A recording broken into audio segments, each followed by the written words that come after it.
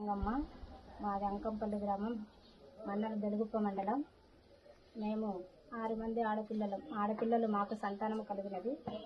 అందువలన మాకు ఇంతకుముందు జగన్ ప్రభుత్వం ఉన్నంత వరకు ఒకరికే వచ్చేది. ఇప్పుడు 6 మందికి తల్లికి వందనం వచ్చినందువలన అక్కడ చంద్రబాబు నాయుడు అన్నగారికి, లోకేష్ అన్న గారికి, కేశవన్న గారికి, ఇక్కడ వచ్చిన ప్రతి ఒక్కరి నాయకులన్న గారికి అందరికీ పేరు పేరున ధన్యవాదములు తెలుసుకుంటున్నాము.